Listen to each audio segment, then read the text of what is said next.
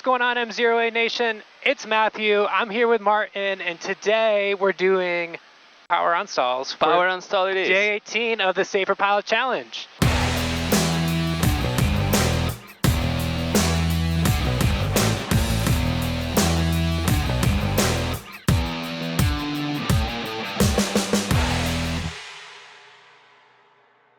Beautiful day today. We're doing some weekend flying, having some fun. Before we get into power on stall specifically, let's have a quick review of what a stall is and Absolutely. when a stall can happen. So it's always important to remember a stall can happen at any airspeed, any power setting, and any attitude. You can stall upside down in a turn. You can stall in all those different types of configurations. It could be on a deep nose down dive. Yep. The plane could be stalled. Those wings could be easily stalled. Absolutely. So it's important to recognize a stall and understand a stall can happen anytime. Now, the way I like to think about recovery of a stall is 4 keywords in this specific order. So I like to think of push, roll, power, and then pull. And what do I mean by that? Well, we know that the stall occurs because we're reaching the critical angle of attack, right? So we know that the airflow over the top of the wing is no longer smooth and it's kind of getting all disturbed. And it gets disrupted. Exactly. So we first, no matter what, we want to push. We want to reduce that angle of attack. Doesn't matter if you're in a turn, your wing's level, we always push first. Then we're going to roll. So that means, are we straight and level? Awesome, we don't have to do anything.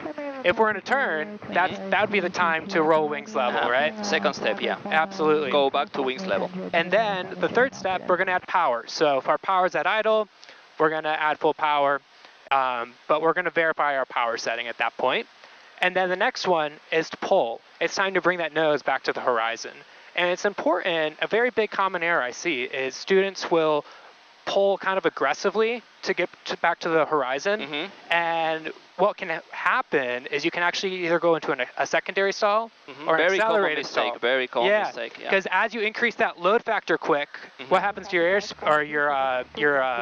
stall speed? Increases, right? Absolutely. An accelerated stall. As your load factor increases, your stall speed increases. So it's make sure you're bringing that nose gently to the horizon and then climb away, right? So we've already done our clearing turns. We've done our pre-maneuver checklist. We made a position report. I'm going to have Martin demonstrate a power on stall for you. So Martin, take it away. All right. So what is important to understand is that when we demonstrate stalls, we stall the plane to learn the recovery procedure. Yeah, the main thing over here is to learn how to recover from a stall. That's we have to induce the stall at the first time. So in order to complete this maneuver, first thing, I'm going to start reducing the power smoothly to about 1,200 RPM or so. Simultaneously, I'm going to have to increase my angle of attack to keep the altitude. Right now, we are about at 3,500 feet. As a product of increasing the angle of attack, I'm increasing my drag and I'm reducing the airspeed, which is my goal, because I want to slow down to rotation speed. Yeah, we're trying to simulate a stall on takeoff, which is about at 55 knots. I can see the 61, 60, now we're reaching the 50s. As soon as I see 58, 57 or so, I'm going to start gradually increasing power to about 65% or so.